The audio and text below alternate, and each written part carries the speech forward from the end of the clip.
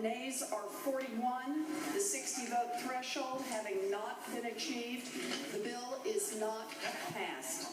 I did not ask Harry Reid's permission to do this, and I did not inform Mitch McConnell.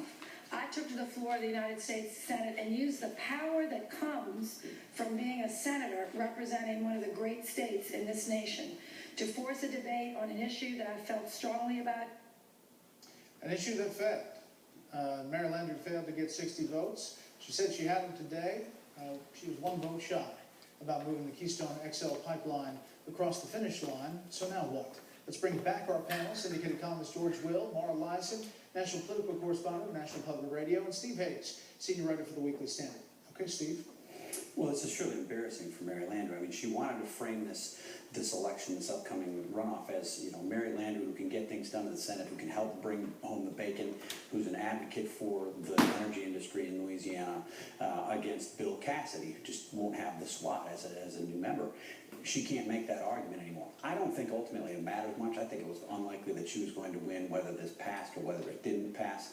But what's interesting looking down the road is that this is likely, I think, to help Republicans try to reframe the relationship between Congress and the president in the new Congress. They want to make President Obama the obstructionist. It looks like they'll have, if the people vote the same way then that they voted today, they'll have at least 63 votes, because you have Udall, who becomes Cory Gardner, you have Rockefeller becomes Sherman Capito, Tom Harkin becomes Jody Ernst, and Johnson becomes Mike Brown. So President Obama avoids the veto threat now, but he likely gets it in January. He gets it in January, or maybe he just approves it before that can even happen. I don't know if he wants this to be his first showdown with the new Congress. After those comments in Australia? Well, you know, the comments in Australia, he has never gone out and started to make the argument against the Keystone Pipeline. The comments in Australia were about, you know, somebody else's oil coming through our property. It wasn't a very ringing argument about why the Keystone Pipeline is bad. As a matter of fact, in the past, he's acted as if he's rather neutral about it. And the State Department has not given him arguments to make on why it's bad. They've given him arguments to make to approve it. Why wait this long? Because of the environmentalist movement and the election? Was that Tom Steyer and the whole deal? I think waiting this long was to avoid having a backlash from environmental voters and funders before elections. I mean, this has been going on for 6 years. So for the people, George, who say this is conspiratorial and he's trying to pay back Warren Buffett by leaving it on the rails, you think that's too Machiavellian? I do. This does go against him in several ways. He says rightly that we as a nation should be spending much more on infrastructure. Keystone XL pipeline is infrastructure, pure infrastructure, supported by his great constituency beyond the environmentalists, which is organized labor in this country. Furthermore, this now begins to go against the fundamental Obama pose that explains all the swooning about him in the media and academia.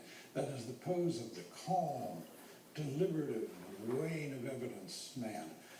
Evidence didn't enter into this anymore. This is a purely ideological opposition on his part that can be changed by nothing. Does it affect anything in Louisiana? I think she was going to lose anyway, and she certainly will lose now. Mara, I mean, the Democrats had already pulled out the ads. Yeah, the Democrats have pretty much given up on her.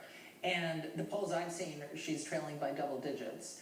And I think that this will have very little effect on the fate of Mary Landrieu. However, you know, the president has indicated in the past that he considers his moves on the environment in terms of the EPA regulations, the deal with China, those climate change things are going to be his legacy. Keystone Pipeline is not part of this. I'm surprised he hasn't approved Keystone while he was doing all of these other bigger, more consequential moves on climate change. That would have been, you know, the politically adept thing to do. I think the other big story here is who's divided in Washington. I mean, we've had years now, from 2010 to 2014, years of stories, an obsession in the mainstream media of divisions among Republicans.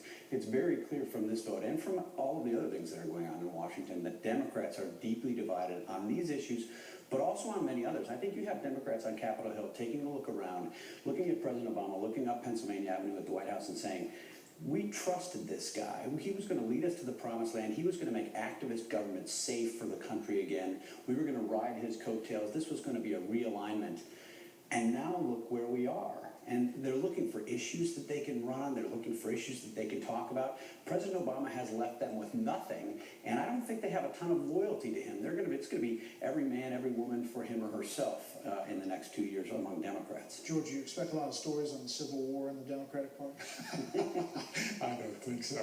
But it is interesting to note that maybe they couldn't have saved Mary Landrieu, but they could have tried, and they didn't even try, Democratic senators. Next up, the latest with Obamacare architect Jonathan